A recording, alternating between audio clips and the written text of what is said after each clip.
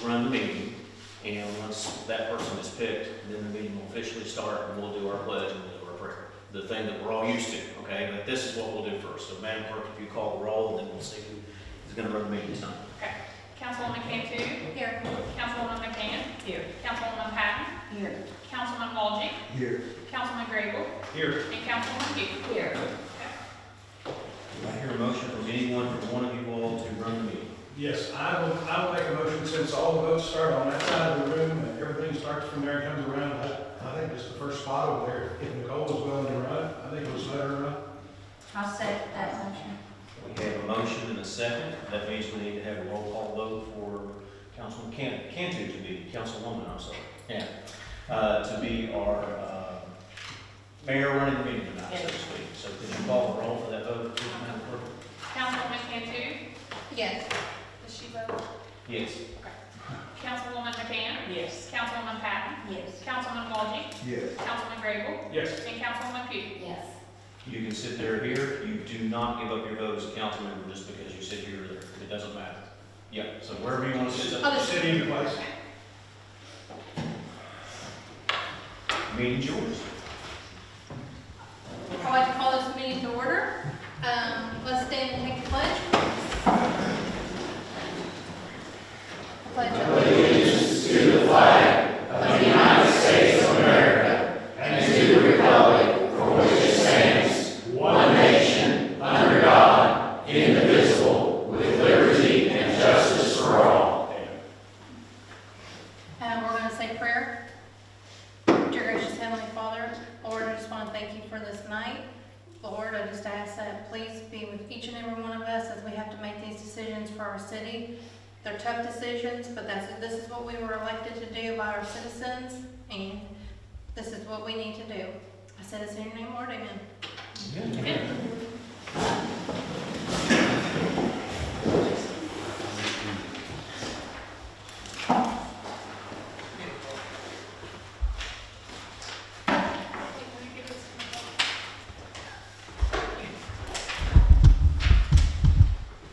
I need to get a motion to suspend the reading and approve the minutes from the September 8th meeting. I'll make that motion. I'll second. Councilwoman Cantu? Yes. Councilwoman McCann? Yes. Councilwoman Patton? Yes. Councilman Walgie? Yes. Councilman Grable? Yes. Councilwoman Pugh? Yes. Next order of business is the electric plant board. Do we have any updates? Yes, I'll just mention it was I think in the paper after our last meeting, but the electric plant board members voted to take Buffalo Crest assistance in applying for ARC funding. That'll be for a new well, number 7 project. And let's see. They also voted for a new project of 25 new fire hydrants on the system. And that's basically what I have for an update as of now.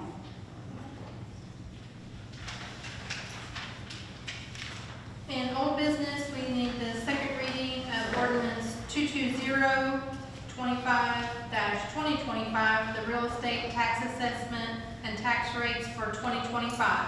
Who would like to hear it?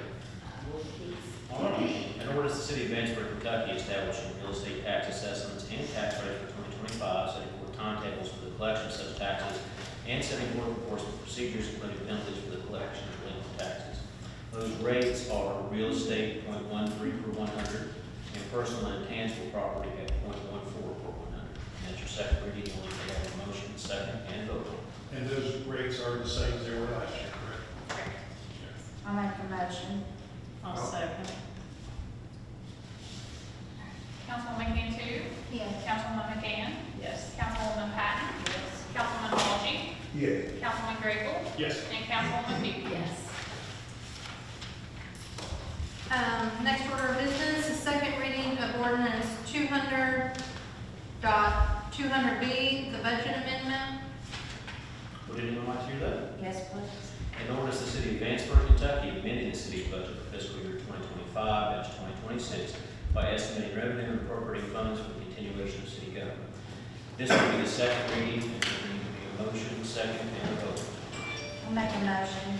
Could we have some discussion on this before we vote this? Yes, we can have some discussion.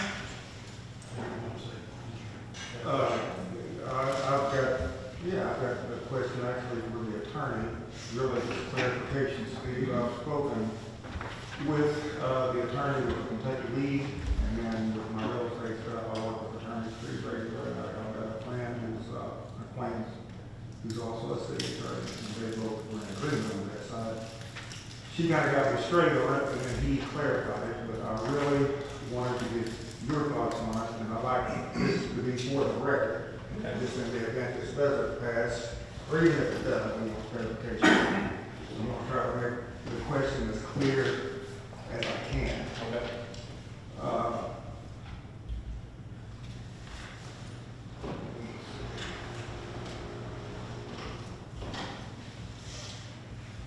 Like I said, I spoke with the Kentucky League City Attorney and then another attorney as well. The question is, if actually budgeting by line item is a budget amendment ordinance required, meaning 2 readings, a vote, and publication, when exceeding any line item, no matter how small? Yes. Now that is the question. Yes. And you've already answered the question. Yes. That's their answer. Yeah, and for what it's worth to everyone, and I'm not suggesting that the city of Vanceburg has to do this, at all, but other cities that I represent use this format. There's been at times in my career of 30 years, some people who want to change that. What this does is, if this does pass, is the mayor has authority up to those amounts set forth in the fund to spend that as he sees fit. Okay, and so the line item budget that Vanceburg has previously had restricts it in a, I guess, how restrictive is in the eye of the beholder, right? Depending on who you are, okay? So it restricts it significantly more than simply having what I'm going to call this fund budget that's proposed. So it's ultimately up to council how the budget looks, because that is ultimately your all's. City governments are not unlike the United States government. I think we all know from civics, well, those of us who are older, younger people don't get civics anymore, that the power of Congress is really the power of the purse. And so as cities work and state governments work, the power of the city council, most of it is the power of the purse. So it's up to you all how you exercise that. And you can make it this budget, or you can make it an even more restrictive budget than what you have previously. It's totally up to a vote of 3 if they're both tie, and 4 of you. And by the way, in case anyone wonders, if this ordinance is a tie tonight, then it doesn't pass, is how that works, because it requires a majority of you all, and equal is not a majority. So, yeah. But budget, we could still use line items as much basically as we are now. That we use as part of the working budget. We can get, actually print out some hard copies if we want of where we are on those budgets, on line items. And we could amend the budget at any time of our choosing. The council has that authority. You can amend it at any time of your choosing. It just requires a motion, first and second readings. What I can tell you is that, and I believe this is how my city of Flatwoods is Flatwoods will pass a fund budget, and then the discrete categories of exactly where that money breaks out to in smaller portions, I believe is given to my council members each month so they can track where it goes. Now, with that said, that does not in any way restrict the Flatwoods mayor from how he spends that money. What I'm going to call line item categories are done by the mayor and the clerk treasurer as a means to arrive at what the fund number will be. So if within that, the mayor decides, and I'm going to pick one just for sake of talking, okay? Let me find one. So if the mayor of Flatwoods decides that Well, I don't want to spend $4,000 for repair and maintenance, which is on our budget here, general government expenditures. I would rather spend that on $8,000 worth of office supplies. And the mayor has the authority within the fund budget to spend that on the office supplies. It doesn't have to come back to you all to ask for it, is how it works. Whereas this budget that was originally passed in the line item, if any mayor wanted to spend more than $4,000 on office supplies, they would have to come back to you and say, we've exhausted our office supplies, we need to spend another $1,000, $5,000, $10,000. And the budget would have to be amended to that. I got just a little bit different information from the attorney in Kentucky League of Cities, as I understood it.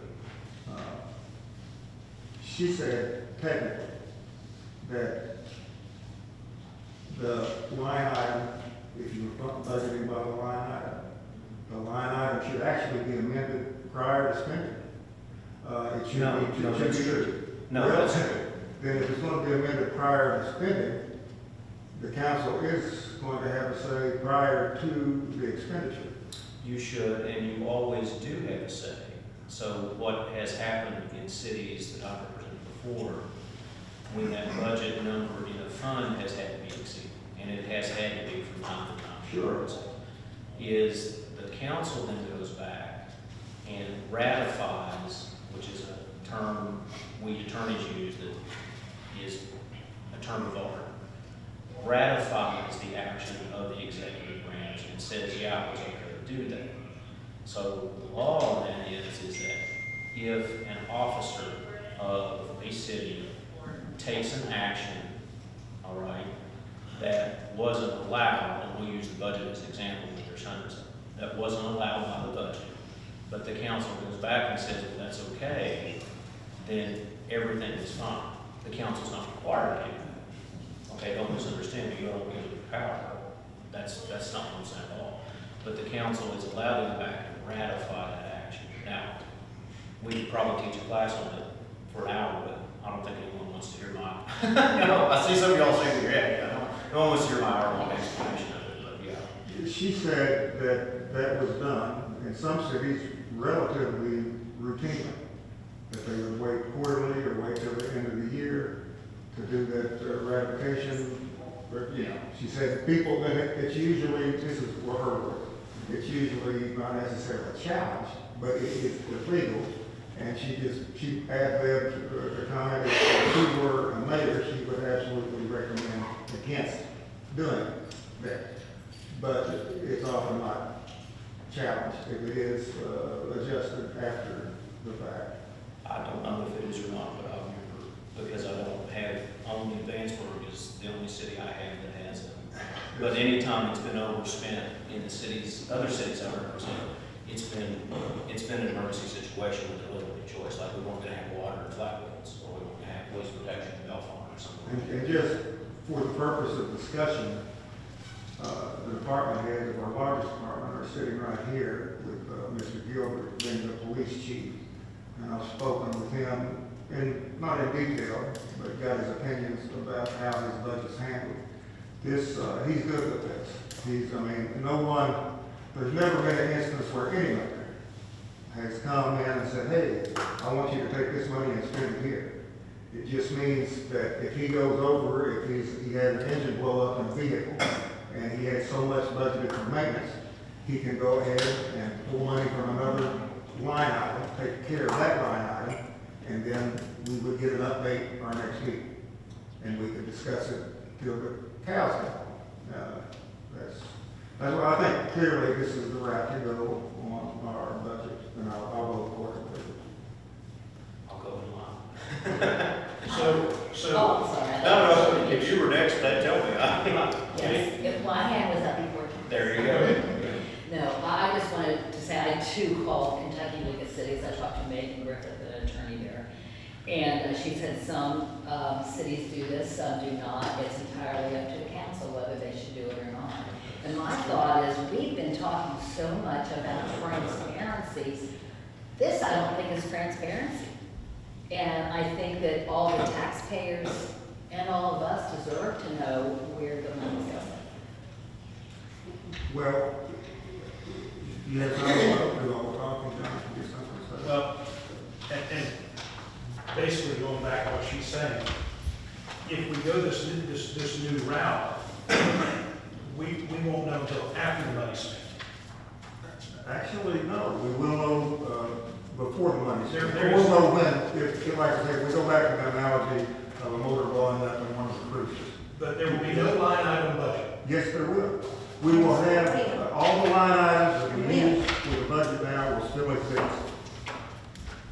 All the line items, Why are it they doesn't have to be amended. Why are they marked out on this proposal? They're marked out on the proposal as how the council passed the budget.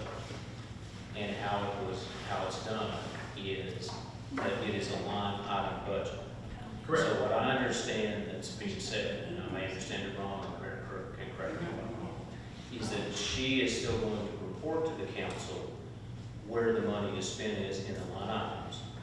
But that in and of itself is not a break on her spending above it.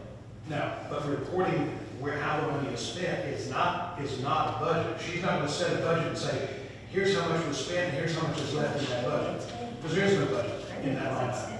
That line item won't have a budget at all. As I understand how she's gonna do it, again, she can tell me if I'm wrong, is that you all will have a fund balance each time you give a report. Correct. And you will see budget to actual of how much of that fund has been spent. Is that right? Yes. All right so far? Okay. How much of the total of that Just what fund. I gave you, what me and you and Richard was talking about, the budget versus actual.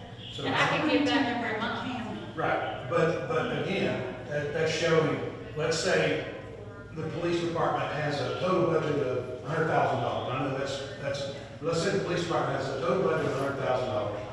And they spent $100, for gasoline and whatever. You can show us on a line item what they spent, where they spent that money, and that money will come off of the total number budget. But there is no budget for that line item. It's not broken down into line items anymore. It's just the total budget and how much money in each of those has been spent, not how much money was projected to be spent in that line item, just how much was spent after the fact. I mean, You I'm can still break it down gonna, into line items, I mean, can't you give us the line items if we so desire? Yeah, I'm there still is gonna none, have because- line items, correct, Stephen? I'm Well, gonna have to, right? I think you will have to because. Can I say something? But it doesn't. Can I say something on accounting? I do budgets for my job I have now. It's up to me to do the budgets. I'm administrative secretary. She's not changing any of her accounting software. Everything is coded. Everything you spend has a code. I know. And it's in those QuickBooks. She can print that off at any time from you. And that is going to be justified. If It you know is that, every then you're month. going to have. You're not listening to what I'm saying. I am listening. Now I'm talking to him. Oh, I'm sorry, but I am listening. I don't know why you keep saying there's not gonna be a line item. You can't arrive to these totals without a line item. That we're having the same accounting system. There's gonna be a line item for everything. She can't come to a total without it. I never said there wouldn't be a line item. I said there wouldn't be a budget for each line item. The Well- line item will still exist, the code will still exist. but Let we me won't ask have- this, of We all won't have a this. budget for each of those line Okay, items because we didn't pass one. We Okay, will pass Joe a Paul. budget for the Okay. total department. Joe, let me ask Joe Paul. Joe Can Paul. we simmer No, down? I just want to ask Joe Paul a question and call Let's him. have a calm meeting, we're not When gonna get out of hand. and I'm not. I know. When you present your new budget, you still will have a line item to come up with your budget. Like how much you're gonna need for uniforms, how much you're gonna need for payroll, what you're gonna need for gas. Everything that you line item now, you're still gonna do your budget and submit it to the mayor and the clerk the same way you always have. Okay, there's your answer. No, it's not. Because what he presents to the mayor is different than what the mayor presents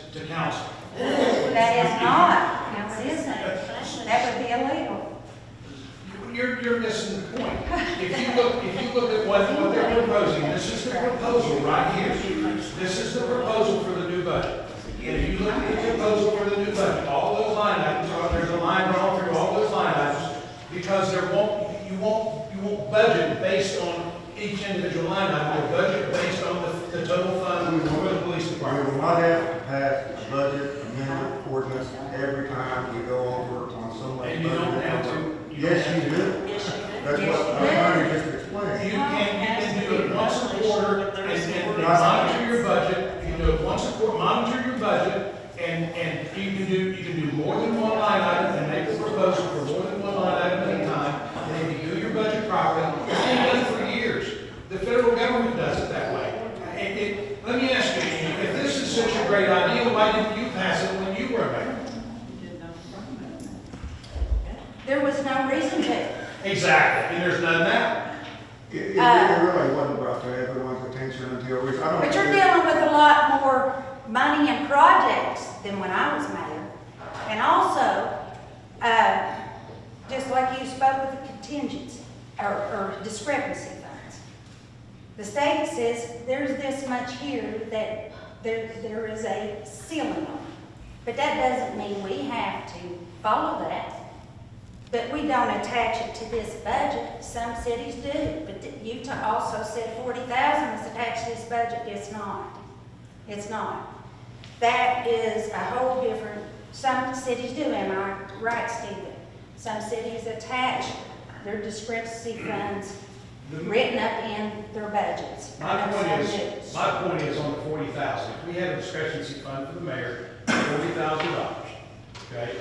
When we're done with this, all of the money will be at his discretion. He will be able to spend all of the money at his discretion, regardless of and city council won't have any input. And we will get the numbers after the fact. Jody? Oh, thank you. I serve on several boards, and at every board meeting, we go over the financial report. And anybody can ask any questions they have. It's very open, it's very transparent, and our taxpayers deserve to know also. When you talk about transparency, where is the lack of transparency? I've been on here less than a year. You've been on here longer than that. What is it that you're wanting to be transparent about? What is it that you're not sharing? What is it that you want to talk about? What We can I'm talk about saying- any line item we want, at any time we want. Well, I think that they should go over the report with us, and if we have any questions, we can ask them. I used to go down to the mayor's office all the time and sit with Gina, Greta knows that, and go over the financial reports. 'Cause some of them are very obvious, the payroll, but others are like a debit card, hotel. Doesn't say what the training was for, what in. We have been trying, I'm sorry, we've been trying to be better at doing a memo on everything transaction that we take in and that we expend. I've been trying to be a lot better, so it does show on your report. Well, this is But if you ever have any questions, questions. I'm a phone call, I'm an email, stop in. I understand. I appreciate And this is not a dig on how you're keeping records. This is not a dig at all on how you're keeping records. I'm just saying that the way we're doing things right now, there's no reason why we can't continue to do things the way we're doing them now. Okay?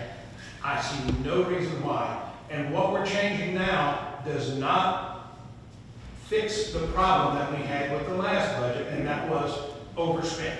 Well, I say let's take a vote. I make a motion. I had already made a motion to set the second reading of this ordinance. I'll second it.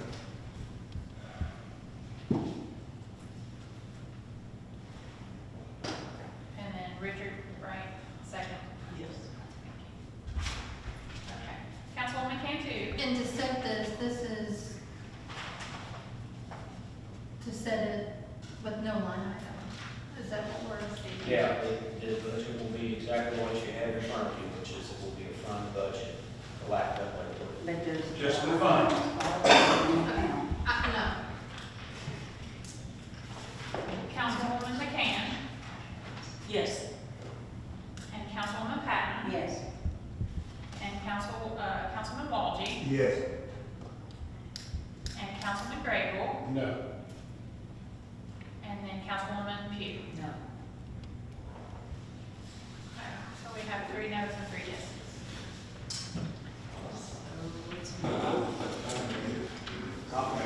So this is.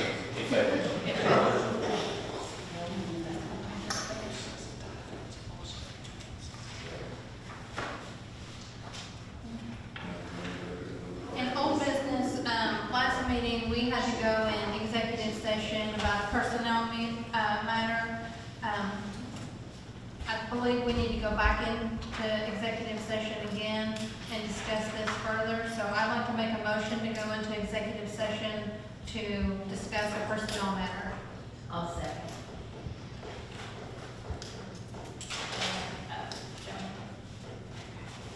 Councilwoman Cantu? Yes. Councilwoman McCann?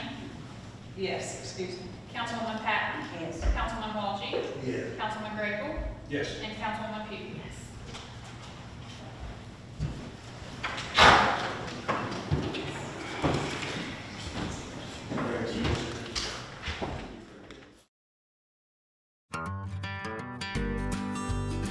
Tired of the same old pizza?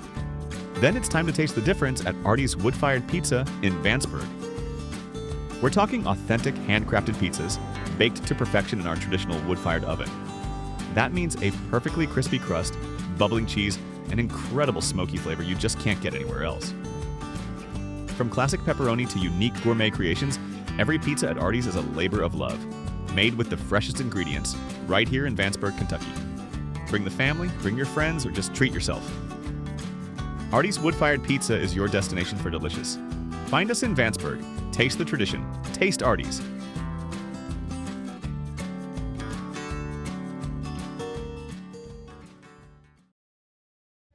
There was no order taken when we went into executive session. We need a motion and I a was vote looking to at come back. Can I I'll make the motion. I'll second the motion to come back into regular session. Councilwoman Cantu? Yes. Councilwoman McCann? Yes. Councilwoman Patton? Yes. Councilman Walgie? Yes. Councilman Graypool? Yes. And Councilwoman Pugh? Yes. Our first order of business on new business, we have telephone and communication franchise agreement.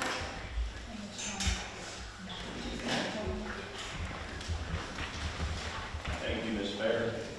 My name is Mark Guilfoyle. I'm here representing a company called Unity Group that has recently acquired Windstream, which has provided telephone services here for many, many years. And I'm really here tonight in the interest of transparency, as Pugh said earlier, to let you know what's going on and hopefully get action on a resolution, which is actually E on your agenda. But A is also the telecommunications franchise. So if I could start with the resolution and then explain why we're here. So you've got that in your packet. Basically, Windstream has provided telephone service for many years. Windstream was bought out by my client back in August. And what has happened since then is that my client has continued to pay the telecommunications tax to the Department of Revenue in Kentucky, just like it normally is due. So that's continuing, and it will continue. So we're happy to report on that. This acquisition of Windstream is not going to result in any decrease in service. You know, you'll be very seamless. The trucks will still roll, service will still be provided like it always has been. The reason I'm here is that just to acknowledge that this new company has facilities in your right-of-way. So we have wires, we have fiber underground. That's on the map. If you look on the last page of the resolution, you can see the fiber as well as the copper that we have in Vanceburg.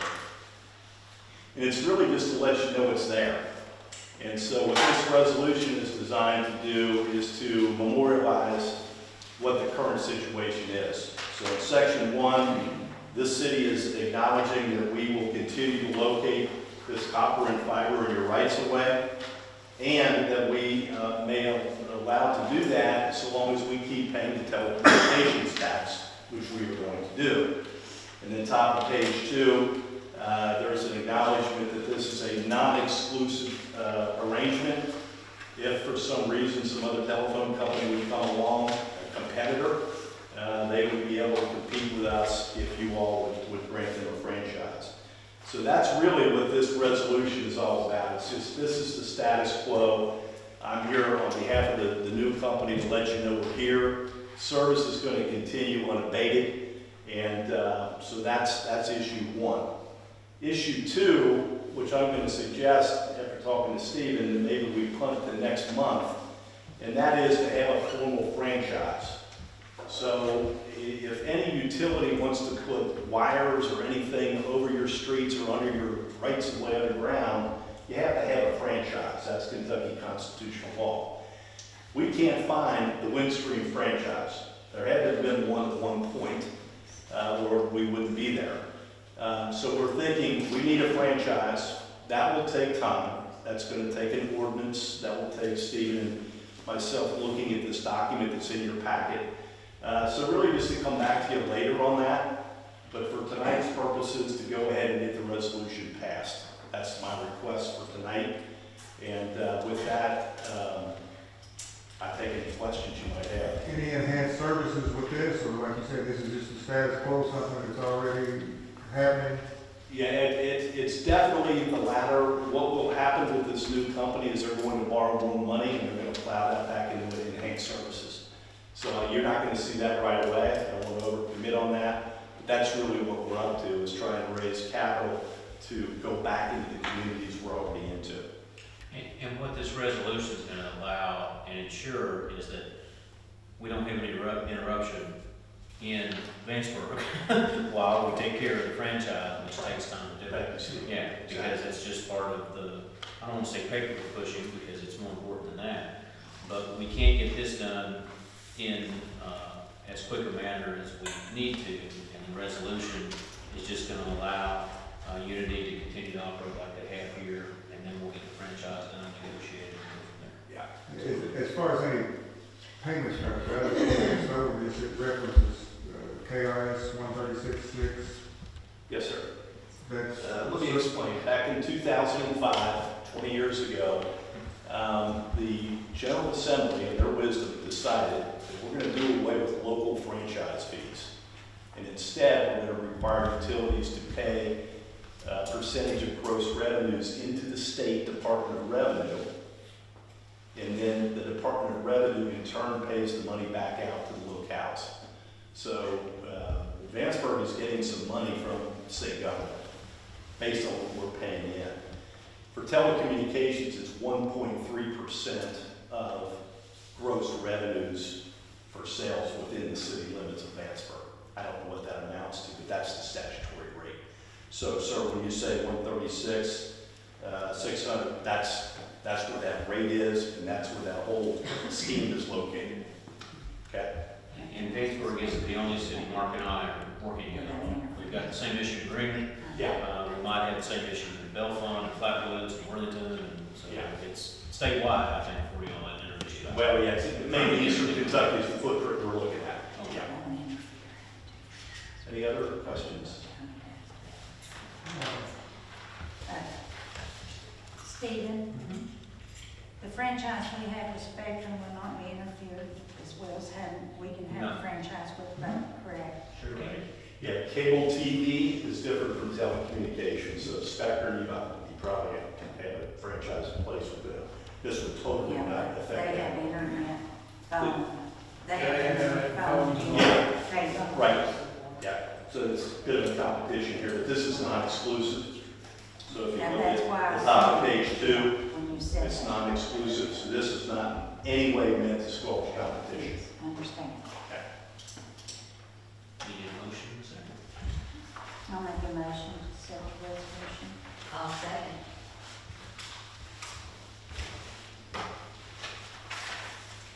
Councilwoman Cantu? Yes. Councilwoman McCann? Yes. Councilwoman Patton? Yes. Councilman Walshy? yes. Councilman Grable? Yes. And Councilwoman Hughes? Yes. Thank you, I really appreciate it, Steve. Thank you. Sure. Thanks for your back, thank you. Thank you. Thanks, guys. Our next order of business is the approval of resolution 25.7, authorization for funding for the electric plant board well project. Yes, if you have any questions, we retired well number 3, and so this is for an application which the AG reported that the board has already approved us moving forward to it, but the funding comes through the city as it is ARC funds. So all the funds will come through the city on behalf of the electric plant board. The project is estimated probably around 800 to 850,000. I'm not sure, but we're applying for it, and the city will not stand for any of the indebtedness that we go into as far as if there isn't ARC funds or grants, but there will be some matching. All that matching will take care of at the utilities. So. We're just the go-between. You're the go-between, because here again, it is, you are the entity that can apply for that grant, and you do it on our behalf, as we are a component of the city. So. I make a motion to accept resolution 25.27. I'll second that. Councilwoman Cantu? Yes. Councilwoman McCann? Yes. Councilwoman Patton? Yes. Councilman Walgie? Yes. Councilman Grable? Yes. And Councilwoman Pugh? Yes. Next order of business, the approval of resolution 25.8, authorization for funding for the electric plant board hydrant replacement project. Yeah. Here again, we are applying for ARC funds, and the utility will be the one that will do all the matching. But here again, because it's ARC funds, it has to come through the governmental agency. We are applying for 25. During the ISO inspection of some of those hydrants here in town, it was noticed that some of those need to be replaced. And so this is not only will be used in the county, but, in the southern part of the county, but some of them will be replacing hydrants here in town. I'll make a motion to accept that. I'll second. Councilwoman Cantu? Yes. Councilwoman McCann? Yes. Councilwoman Patton? Yes. Councilman Walgie? Yes. Councilman Grable? Yes. And Councilwoman Pugh? Yes. Next order of business, approval of resolution 25.09, authorization for funding for the Vanceburg Recreation riverfront improvements. Excuse me. Yeah, just like those on the stated, this is an application for ARC funds. That is an 80-20 grant. And Buffalo Trace will be applying for a matching grant so that the city will not be out any funds. Again, we're just the go-between. And what was the amount on that? We don't have a fixed amount yet. This is just for the pre-application to be able to go in with the full application. And so we're still working on budget. I make that motion. Second. Resolution. Okay, I got you second. Is that okay? Thank you. Okay. Councilwoman Cantu? Yes. Councilwoman McCann? Yes. Councilwoman Patton? Yes. Councilman Walgie? Yes. Councilman Grable? Yes. And Councilwoman Pugh? Yes.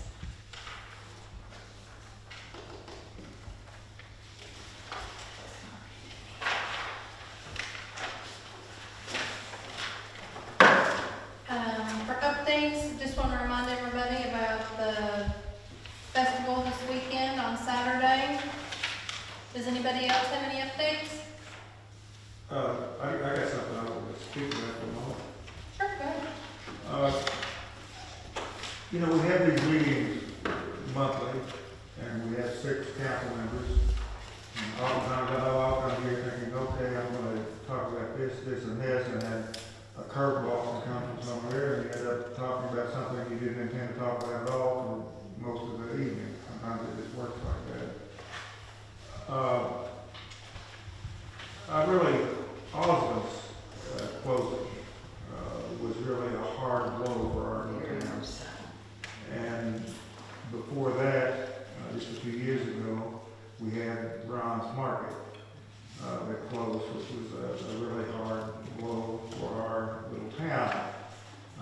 Both those have been there since I was a child, and that's a long time ago.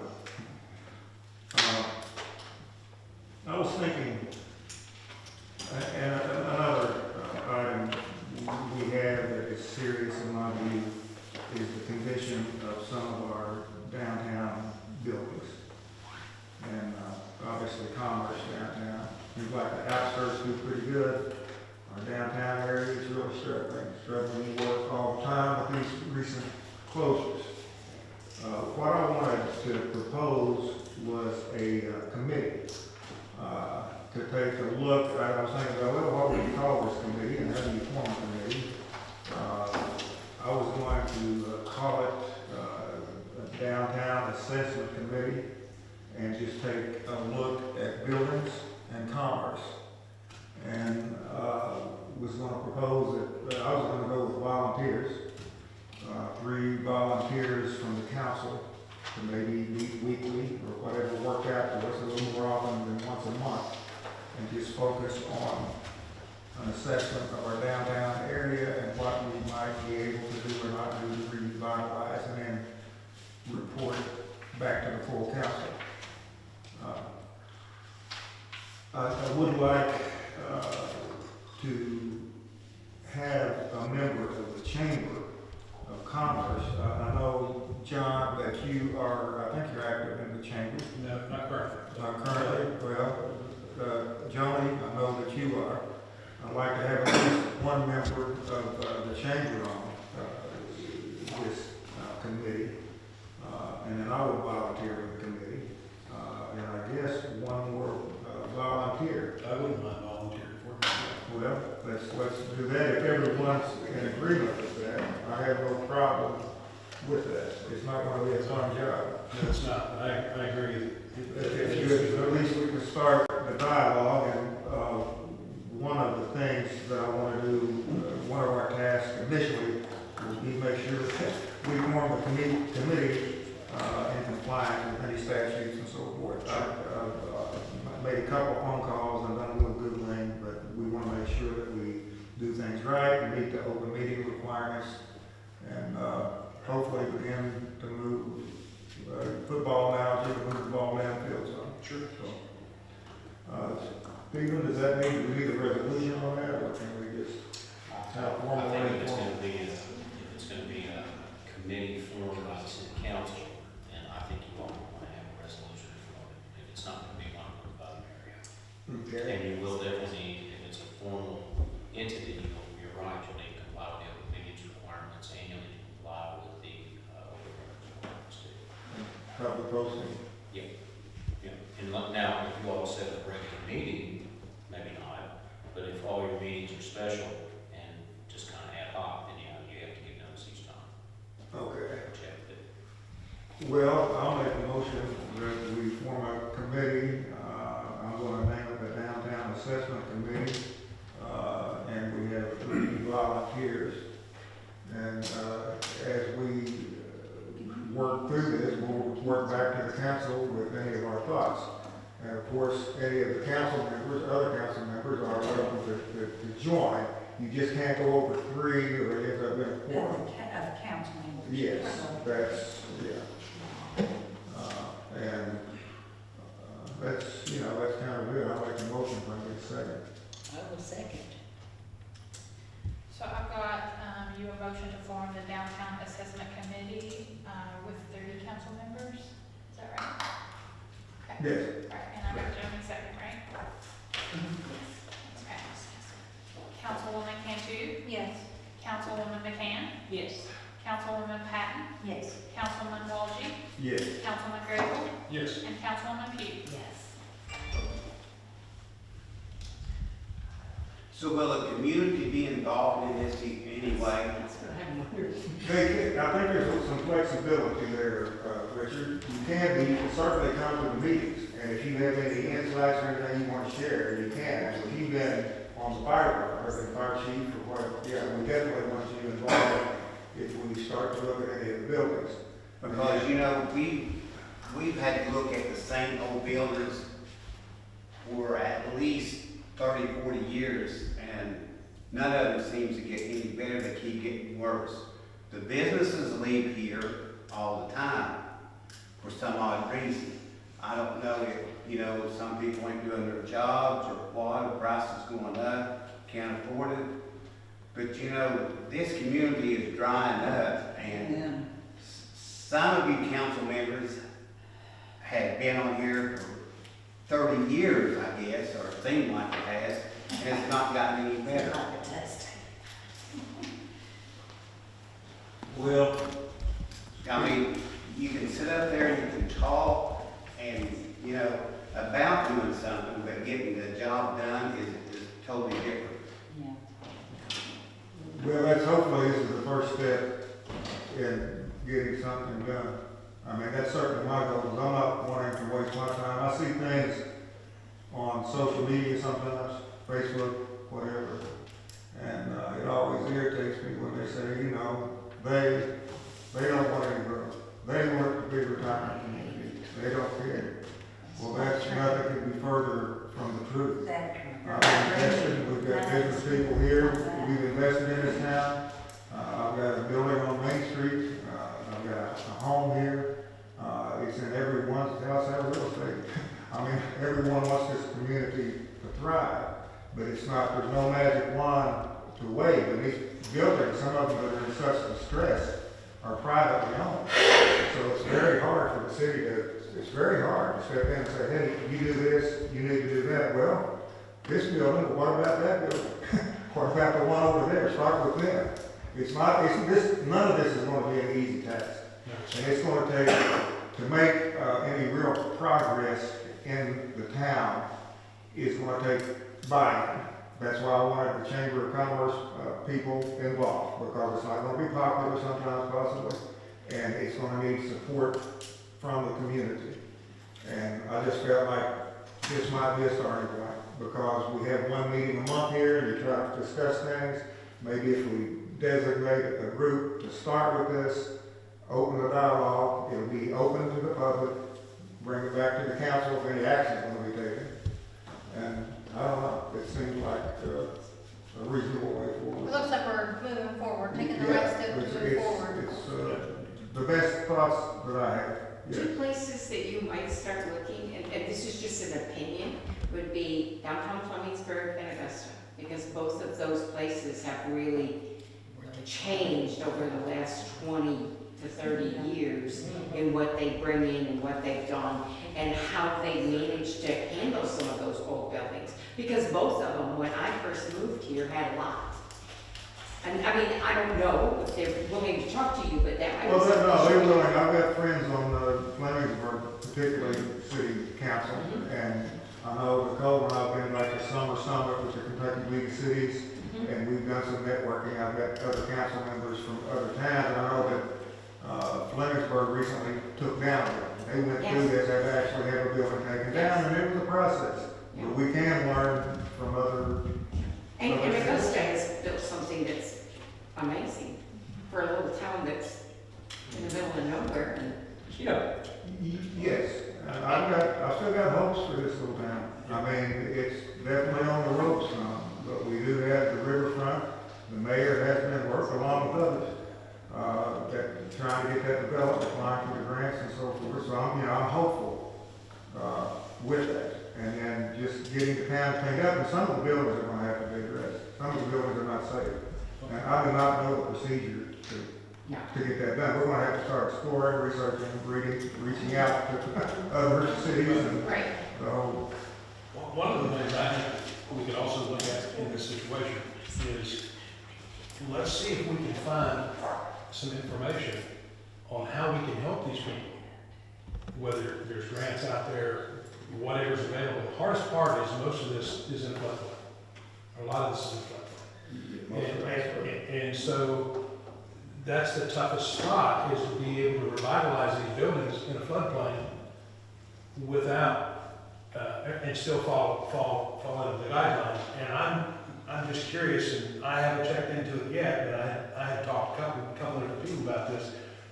There should be a way to find, or at least find somebody that can give us a direction, that we can find some assistance to get some of these buildings fixed back up a bit.